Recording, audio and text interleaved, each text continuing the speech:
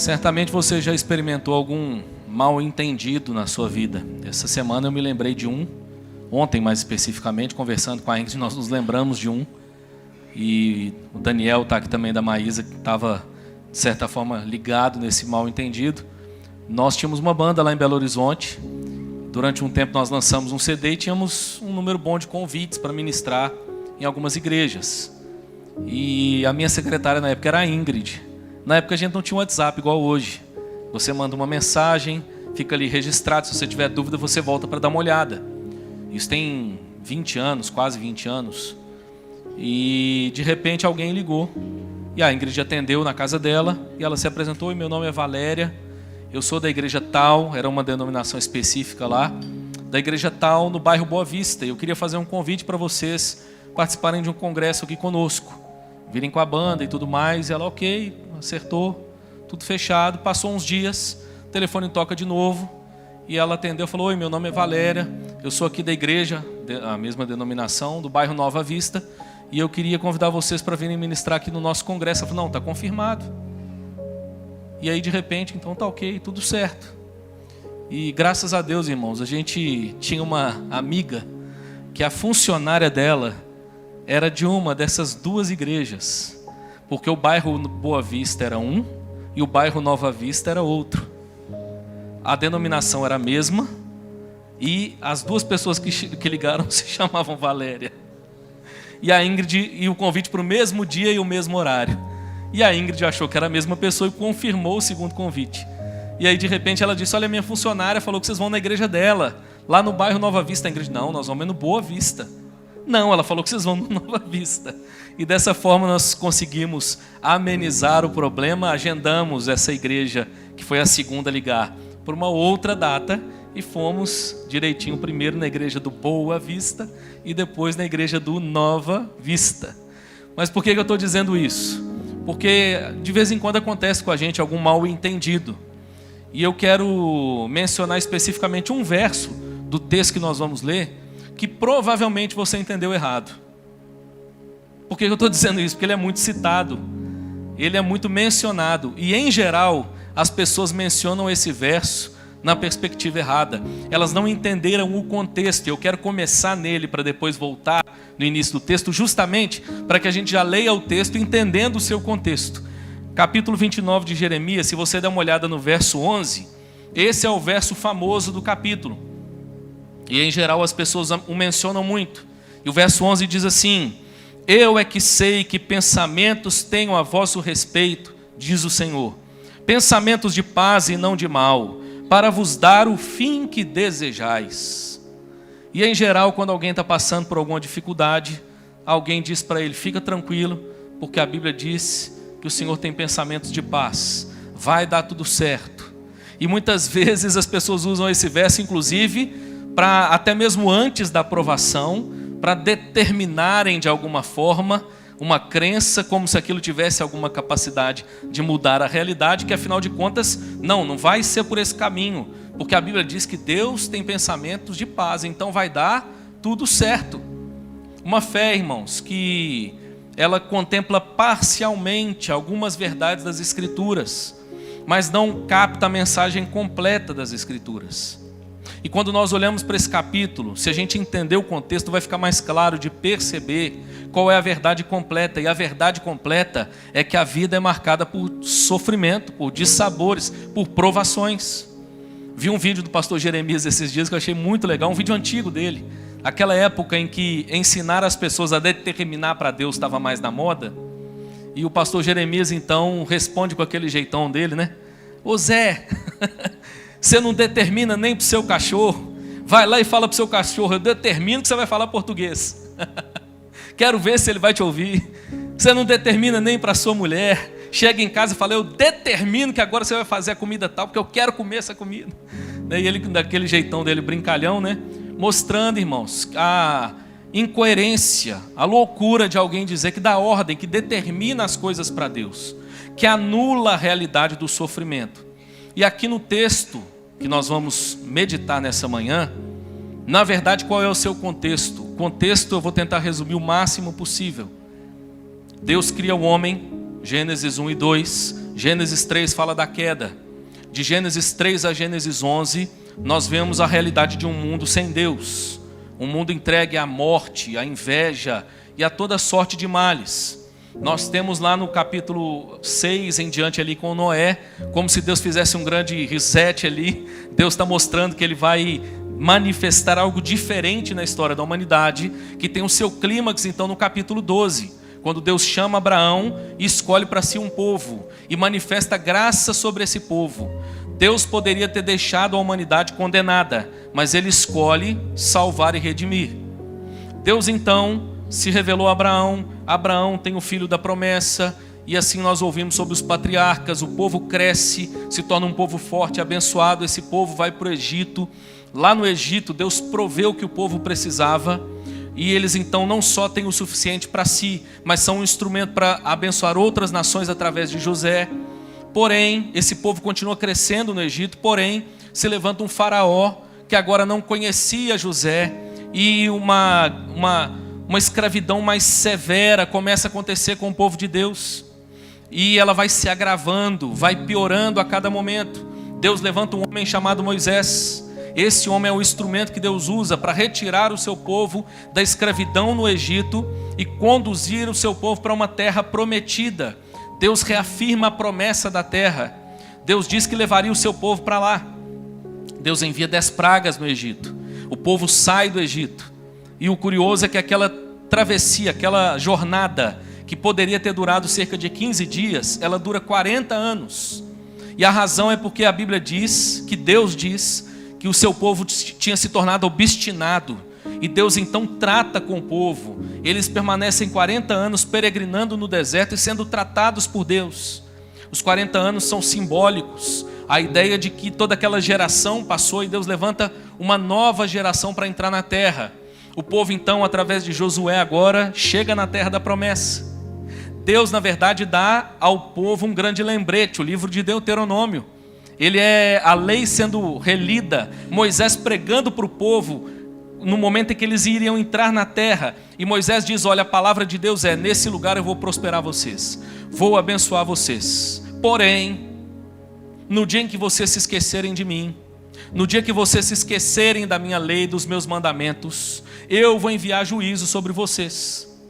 E eu farei isso porque eu disciplino aqueles a quem eu amo. O povo entra na terra e de fato prospera, cresce muito. É um povo que se torna então muito abençoado. Tinha uma missão muito específica. A missão do povo de Deus era que ele fosse uma bênção para as nações, luz para as nações. Mas o povo se esquece de Deus, se esquece da missão. O povo se esquece da razão pela qual Deus tinha colocado e prosperado o seu povo ali. Deus então levanta os seus profetas, e um deles é Jeremias. Jeremias profetiza contra o povo e diz, Deus vai enviar o juízo que ele prometeu. E o povo permanece na sua obstinação. Jeremias, lá no capítulo 25, vai profetizar, olha, serão 70 anos de sofrimento. Deus tratando com vocês. E o povo permanece e enfim chega o momento. Nós precisamos entender historicamente 2 momentos na história de Israel. Um nós chamamos de cativeiro assírio. Ele abarca mais o reino do norte. É um momento em que algumas pessoas são levadas cativas, mas o reino todo é colocado agora sobre o governo e o domínio de uma nação estrangeira. Mas há um segundo momento mais grave, um segundo momento pior, o exílio babilônico. Esse é o momento de dores mais intensas, de sofrimento mais intenso. E o que acontece é que Deus então está levando o seu povo para o exílio. O povo vai ao exílio, e quando chega no exílio, começam a surgir falsos profetas. E esses falsos profetas começam a profetizar dizendo o seguinte, fiquem tranquilos, vai ser muito rápido, o Senhor já vem libertar vocês, isso vai acabar muito rápido, mais rápido do que vocês pensam. Deus então usa Jeremias para escrever uma carta e mandar para o povo que estava no exílio. É essa carta que nós leremos nessa manhã, capítulo 29 de Jeremias. Deus falando através de Jeremias o que é que o seu povo precisava saber no exílio. E o verso 11, eu vou talvez ter tempo de explicar um pouco mais lá na frente, mas basicamente é Deus dizendo o seguinte, não vai ser tão rápido quanto vocês imaginam. O sofrimento vai durar um pouco mais, vai se agravar. mas fiquem tranquilos, porque eu não desisti de vocês. Nesse sentido, de fato, o verso 11 é uma promessa, mas é uma promessa no meio do sofrimento, é uma promessa no meio do exílio. Ela não anula o sofrimento, mas ela diz: olha, fiquem tranquilos, porque vocês vão ficar o tempo que eu determinei aí. E nesse sentido, os meus pensamentos a respeito de vocês são pensamentos de paz. Quando você estiver sofrendo, lembre-se, os meus pensamentos são pensamentos de paz. A ideia não é, vocês não sofrerão, mas no meio do sofrimento, lembrem-se, os meus pensamentos são pensamentos de paz. Aqui, irmãos, é uma exortação de Deus. O que é que Deus, então, de maneira surpreendente, revela para nós acerca desse propósito divino no exílio do seu povo na Babilônia? Eu quero chamar a sua atenção, então, para os primeiros versos, antes fazendo uma menção interessante, de maneira resumida, o que eu te diria acerca dessa passagem. Nós vemos aqui, irmãos, como tema central da passagem, o anúncio de Deus para o propósito do seu povo no exílio. E o que Deus vai tratar com o seu povo?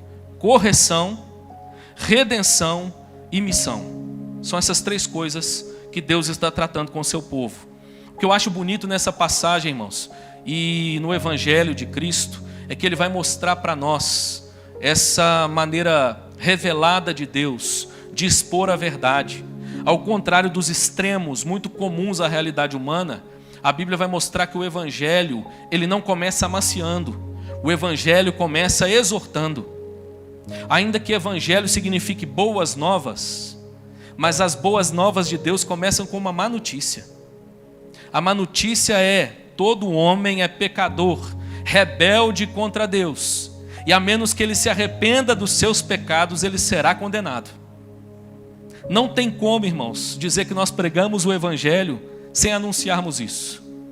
Nessa cultura de tolerância, de amor, de mensagens mais leves da pós-modernidade, esse talvez seja um dos grandes desafios da igreja. Não barganhar a verdade de Deus, não pregar parcialmente a verdade de Deus. A verdade de Deus começa com uma mensagem dura, exortativa. Mas eu diria igualmente, irmãos, que o Evangelho, nós não podemos afirmar que o Evangelho foi plenamente pregado, a menos que essa mensagem de juízo seja acompanhada do restante da mensagem. E o restante da mensagem é uma mensagem acerca da graça de Deus, do amor de Deus, da escolha divina livre de redimir e salvar pecadores. Jeremias 29, nós estamos vendo a realidade dupla dessa mensagem. Tanto um Deus que envia juízo aos pecadores, como um Deus que escolheu redimir os pecadores. Vamos ler os versos 1 e 2 então, para nós começarmos a perceber algumas verdades divinas ensinadas através do exílio do seu povo, ensinadas a nós também através do exílio do seu povo. Verso 1 e 2 dizem assim: são estas as palavras da carta que Jeremias, o profeta, enviou de Jerusalém ao resto dos anciãos do cativeiro, como também aos sacerdotes, aos profetas e a todo o povo que Nabucodonosor havia deportado de Jerusalém para a Babilônia. Depois que saíram de Jerusalém, o rei Jeconias, a rainha mãe, os oficiais, os príncipes de Judá e Jerusalém e os carpinteiros e ferreiros. A primeira coisa que nós vamos aprender, irmãos, desse texto, nos seus dois primeiros versos, Deus está então nos ensinando algumas verdades preciosas através do propósito do exílio do seu povo. A primeira coisa que nós vamos encontrar nesse texto, e que entendo eu, tem um caráter bem atual para nós, é a identificação da realidade inescapável do cativeiro de Israel e a relação com o cativeiro cultural da igreja. O verso 1 começa afirmando que o povo estava no cativeiro. A ideia é o seguinte, precisa ficar muito claro: vocês não estão aí a turismo, vocês estão aí porque vocês são cativos, escravos, exilados. E entendo eu, irmãos, que aqui nós temos uma ótima oportunidade de refletir acerca da realidade atual da igreja do Senhor Jesus. Deixa eu te mostrar isso de outra forma. Quando Jesus estava nessa terra andando com seus discípulos antes da crucificação, certa vez os seus discípulos foram acusados, condenados, porque eles não jejuavam como os outros religiosos. E Jesus disse: não, esse não é o tempo de jejuar, porque o noivo está aqui com eles. Esse é o tempo de celebrar, é um tempo de festejar, porque o noivo está aqui. Mas vai chegar o tempo que eles precisarão jejuar. Vai chegar o tempo em que essa realidade vai mudar. Jesus então completa sua obra na terra. Ele vai à cruz, ele brada: está consumado. Ele ressuscita, deixa as últimas mensagens e sobe aos céus. E qual é o estado atual da igreja? O apóstolo Pedro vai dizer que nós somos peregrinos e forasteiros em terra estranha. Em outras palavras, somos exilados. Precisamos reconhecer essa verdade, irmãos. Se olharmos inclusive historicamente, ao longo dos séculos, os primeiros séculos da história da igreja foram de profundo sofrimento e perseguição. Depois houve certa mudança nesse panorama. A fé, de certa forma, passou a ser mais aceita. A fé, inclusive, passou a ser um instrumento pelo qual a sociedade via e julgava todas as coisas. A cosmovisão que dominou a Idade Média, a cosmovisão da fé.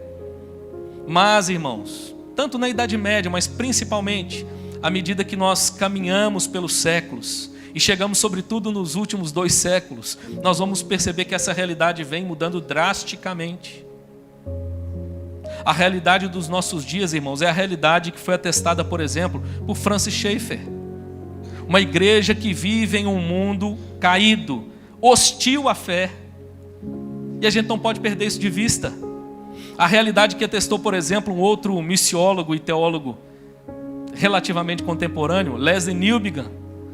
Esse homem era um missionário inglês. Ele foi para a Índia e permaneceu lá como missionário por 40 anos. E ele diz então que depois desses 40 anos, quando ele volta para a Inglaterra, ele toma um susto. Nas palavras dele, a ideia é: enquanto nós estávamos indo aos pagãos para alcançá-los com a mensagem do Evangelho, a nossa cultura foi paganizada. E a realidade da Europa hoje, irmãos, é de uma realidade, por exemplo, de cerca de 40% das pessoas se identificarem como não religiosas. Uma realidade hostil. Um cativeiro, por que não dizer um cativeiro cultural, no meio da qual a igreja vive. Às vezes nós vivemos dentro da bolha evangélica. E é óbvio, irmãos, é gostoso estar na igreja. É gostoso participar da realidade comum do dia a dia da igreja.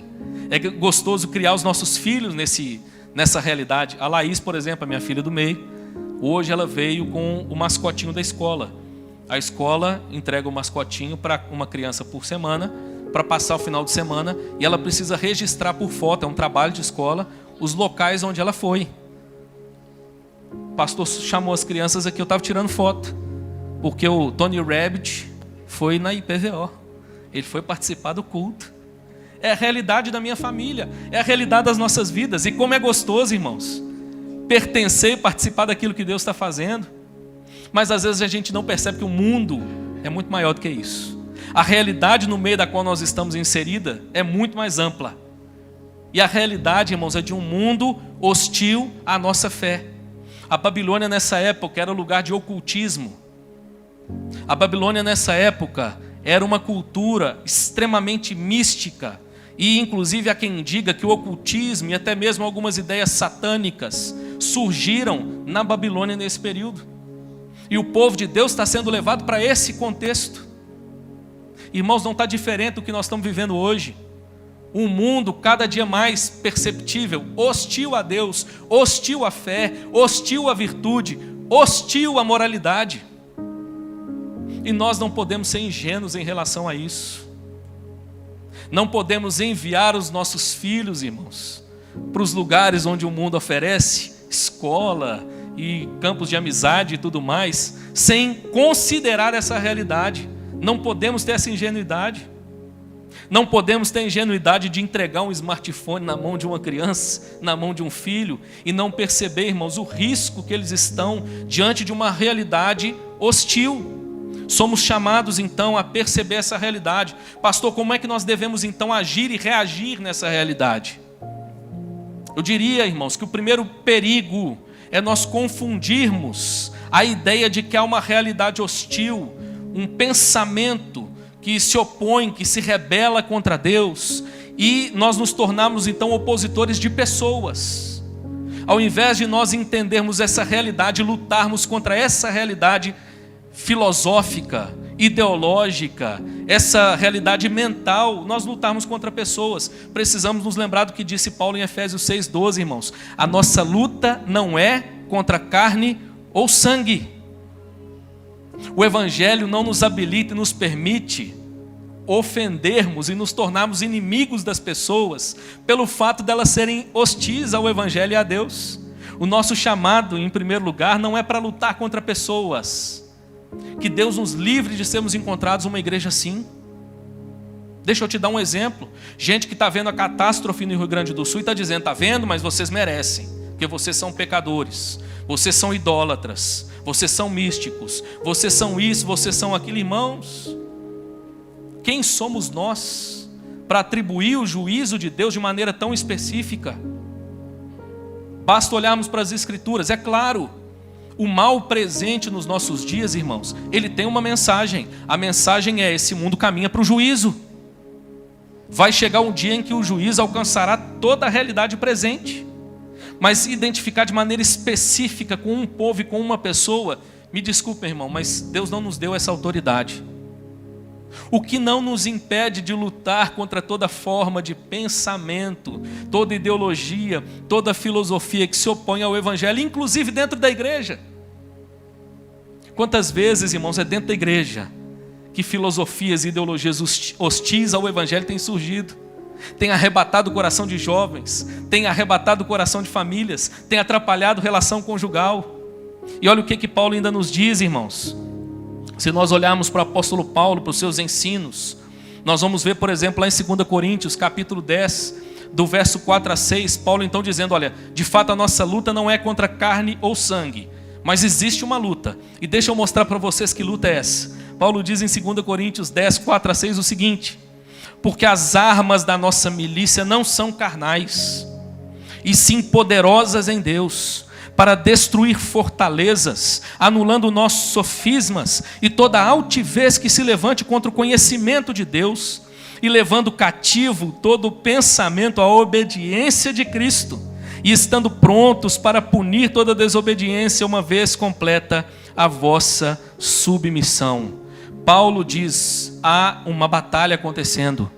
Essa batalha é a batalha da mente. Essa batalha ela é espiritual. E nós temos o dever de atentarmos para isso. E de então pegarmos as nossas armas e enfrentarmos essa batalha, irmãos, com ardor. É interessante que Paulo menciona sofismas. Quem eram os sofistas? Os sofistas eram aqueles que faziam uma defesa pública de algo, mas eles muitas vezes não tinham preocupação com a verdade daquilo que eles defendiam. O grande propósito sofista era pragmático, era alcançar o fim desejado. A verdade ela era secundária. E Paulo usa essa ideia para dizer, tem muita gente vivendo assim, e nós somos chamados a anular esses sofismas. Parece que é verdade, parece que é inofensivo, mas não é. Somos chamados, irmãos, a batalhar pela fé evangélica. Não é tempo de largarmos as armas, é tempo de, na verdade, nos reanimarmos para a guerra, mas entendendo que nossa luta não é contra carne ou sangue, a nossa luta não é contra pessoas. Aliás, Judas também disse isso na sua epístola. A epístola de 1 capítulo diz assim lá no verso 3: amados, quando empregava toda a diligência em escrever-vos acerca da nossa comum salvação, foi que me senti obrigado a corresponder-me convosco, exortando-vos a batalhardes diligentemente pela fé que uma vez por todas foi entregue aos santos. Judas entendia, irmãos, o perigo da realidade no meio da qual nós vivemos. Há um mundo hostil, há uma realidade caída que é hostil à verdade de Deus. E nós precisamos, irmãos, batalhar contra essa verdade hostil. Precisamos entender que a nossa missão, ela não acabou. Às vezes dentro de casa, de repente o sofisma está se formando na mente e no coração de um filho. Meu irmão, não desista dos seus filhos. Insista com os seus filhos. Ainda que isso seja desgastante, ainda que seja repetitivo. Ouvimos o pastor Arão aqui, quinta-feira, Deuteronômio capítulo 6, eu preguei também no domingo passado. Lá a palavra de Deus nos ensina a sermos repetitivos mesmo, andando pelo caminho, assentado em tua casa, ao deitar, ao acordar. A Bíblia diz, irmãos, que em todo tempo, o nosso dever enquanto pais é inculcarmos, está lá em Deuteronômio 6, essas verdades na mente e no coração dos nossos filhos. Às vezes é na mente e no coração da esposa que o sofisma está se formando. Não afrouxe as armas. Entende a sua missão em amor, a exortar, a ensinar, a demonstrar com tudo aquilo que você tiver diante de você, com recursos lícitos, a verdade de Deus. Às vezes é no carro indo passear com os filhos. De repente você ouve uma frase que o sofisma está muito claro nela. Batalhe, meu irmão, aproveite a oportunidade, ensine os seus filhos. Às vezes é no jantar romântico, que a esposa está falando sobre os projetos da vida, e você percebe que o projeto não está alinhado com a palavra de Deus. Ou a esposa ou o marido. Não desista, pelo contrário, reanime as suas mãos para a batalha. Afinal de contas, irmãos, nós estamos em um cativeiro, em uma terra hostil. Não somos turistas aqui, nós somos peregrinos e forasteiros. Seguindo o texto, se você der uma olhada no verso 3 e 4 comigo, o texto vai dizer o seguinte: a carta foi mandada por intermédio de Elasa, filho de Safã, e de Gemarias, filho de Ilquias, os quais Zedequias, rei de Judá, tinha enviado à Babilônia, a Nabucodonosor, rei da Babilônia, e dizia: assim diz o Senhor dos exércitos, o Deus de Israel, a todos os exilados que eu deportei de Jerusalém para a Babilônia. A segunda verdade que esse texto nos ensina, irmãos, é o cumprimento inevitável do propósito soberano de Deus no exílio. O texto diz: eu deportei. É interessante que é importante destacar isso. A Bíblia nos ensina que Deus não é o autor do mal. Deus não é o autor do mal. O mal que de repente nos sobrevém é fruto da realidade humana caída. É fruto de mãos que voluntariamente escolhem fazer o mal. E são por isso dignos de condenação. São responsáveis pelo mal que causam. Mas o que Jeremias está nos mostrando, o que Deus está nos demonstrando, irmãos, é que mesmo o mal feito pelas mãos humanas nos levam a viver o propósito divino. Em outras palavras, a Babilônia era responsável pelo mal que ela estava fazendo, pela maneira vil como ela estava invadindo outra nação, levando aquele povo cativo, causando males àquela nação. Tanto é que lá no final do livro de Jeremias, Deus vai entregar agora qual é a revelação acerca do juízo que viria sobre a Babilônia, por causa do que eles estavam fazendo. Eles eram responsáveis pelo que faziam. Mas sabe o que a Bíblia está nos mostrando? Que o nosso Senhor, Ele é o Senhor da história.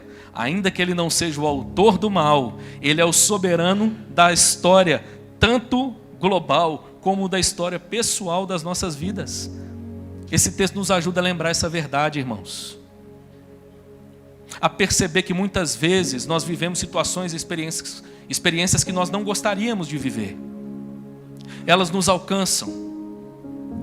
Elas se tornam a realidade da nossa vida. E precisamos reconhecer, crer, trazer de volta à mente, ao coração, a convicção de que o nosso Deus soberano usa todas as coisas não apenas para a sua glória, mas como ele vai dizer através da boca do apóstolo Paulo, para o bem daqueles que o amam. Outro texto tantas vezes usado de maneira errada, irmãos. Todas as coisas cooperam para o bem daqueles que amam a Deus. O que esse texto está dizendo? Não é que todas as coisas boas acontecem conosco para nos levar a experimentar o melhor de Deus. O que o texto está dizendo é que as coisas boas e as coisas ruins que acontecem conosco, todas elas juntamente cooperam para o nosso bem. Ou seja, ainda que Deus não seja o autor do mal, Deus usa esse mal para o benefício do seu povo. Deus usa esse mal para servir de lição e tratamento com o seu povo. Deus usa esse mal para conduzir o seu povo a experimentar algo que Ele tem reservado para que ele experimente. Ou seja, nosso Deus nos convida, irmãos, a fugirmos dos extremos. Nada de fatalismo subserviente, de gente que olha para o mal e de repente ignora a responsabilidade humana. Não, irmãos, não é disso que a Bíblia está falando. Nós não ignoramos a responsabilidade humana. Não é um fatalismo subserviente que não faz aquilo que está ao seu alcance para mudar a realidade. Entende? Nós somos chamados a fazer aquilo que está ao nosso alcance. Não é um fatalismo, está assim porque Deus quis assim. Já deixou de edificar o casamento, por exemplo, há 2, 3, 5 anos. E aí de repente, quando o casamento está perto do fim, diz, não, porque Deus quis assim. Como se Deus fosse o autor do mal. Nada de fatalismo subserviente.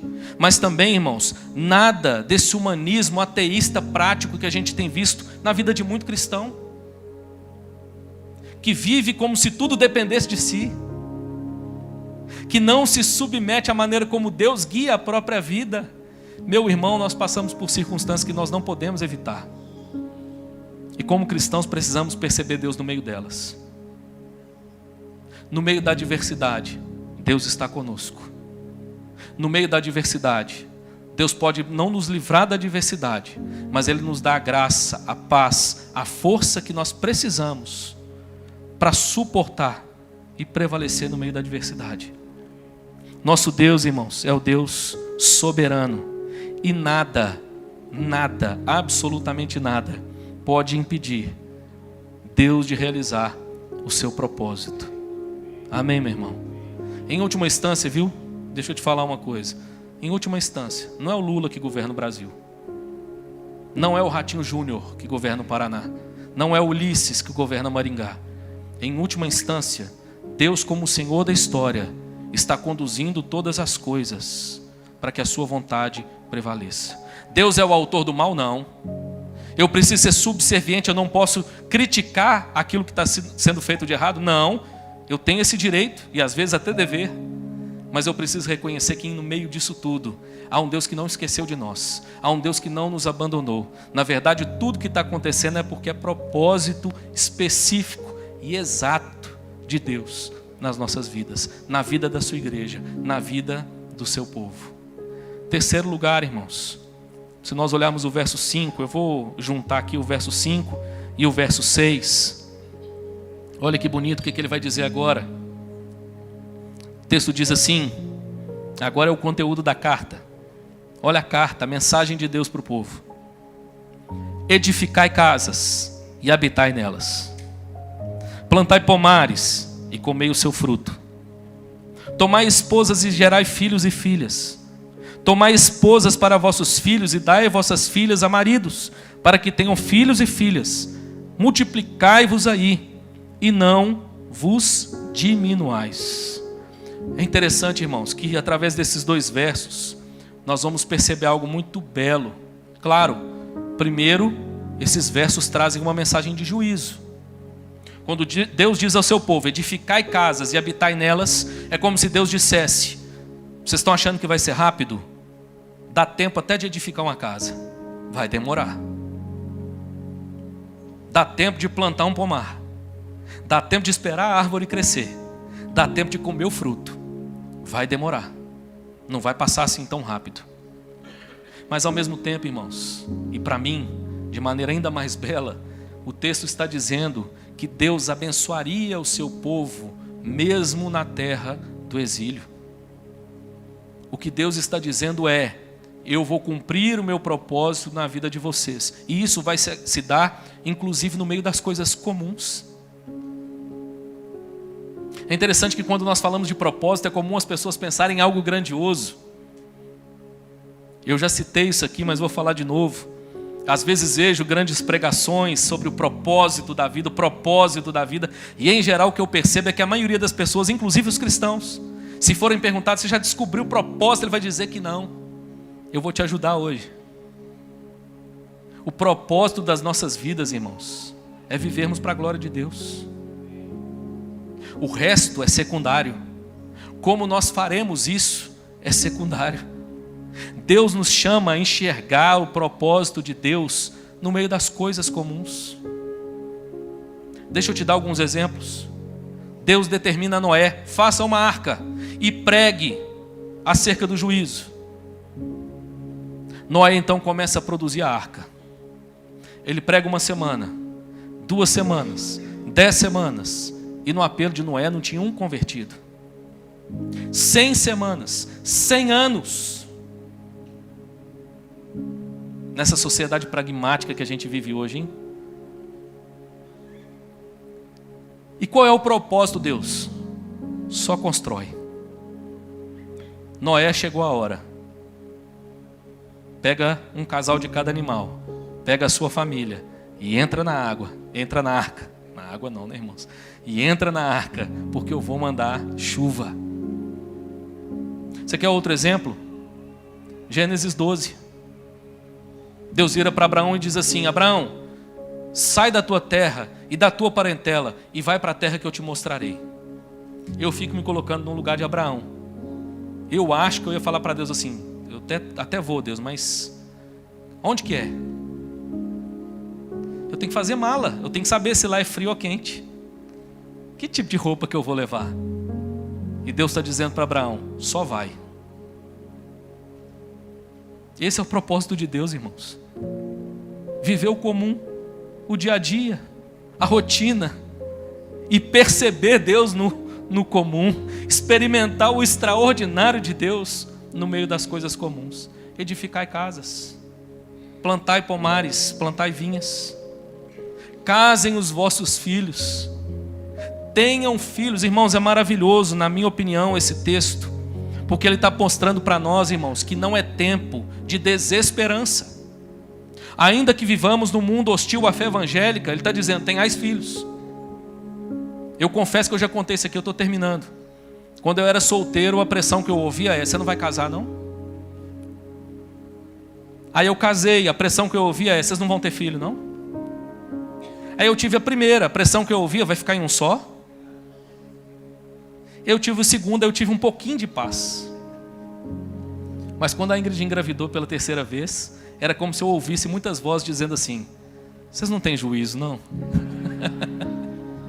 Esse mundo está tão difícil, as coisas estão tão difíceis. Ter filho nesse contexto, ainda que vivamos em terra hostil, irmãos, nós podemos crer no amanhã. Jesus Cristo é a esperança da sua igreja. Nós recebemos de Deus a graça, irmãos, de experimentar o extraordinário de Deus no meio das coisas comuns. Que Deus te dê graça para perceber isso. Há um Deus que está conduzindo o seu povo. Deus conduz exatamente para o momento em que Ele vai culminar a história, mas até lá, irmãos, Jesus está dizendo: vivei, aliás, Paulo disse, vivei a vida comum do lar. Que Deus nos dê a graça, irmãos, de experimentar Deus nas coisas comuns, de perceber como Deus tem nos agraciado e nos abençoado e nos usado para a sua glória no meio das coisas comuns. A mensagem era de juízo, irmãos, mas também era uma mensagem de esperança. Podemos aplicar essa mensagem dizendo: olha, esse é o tempo de reanimarmos no nosso coração a perspectiva da missão. Fomos chamados para gerar filhos na fé. Que Deus encontre em nós pessoas que reconhecem a realidade caída, hostil, desse cativeiro cultural no meio do qual nós vivemos, mas que não perdeu de vista qual é a sua missão. A sua missão é ser sal e luz nessa terra. E olha, às vezes é no meio das coisas comuns, no meio do cotidiano, no meio do simples. Eu quero então terminar te lembrando a oração de nosso Senhor Jesus Cristo, quando Ele orou pelos seus discípulos e orou por nós. Lá em João capítulo 17, a Bíblia nos diz que a oração de Jesus era especificamente para que Deus guardasse o seu povo.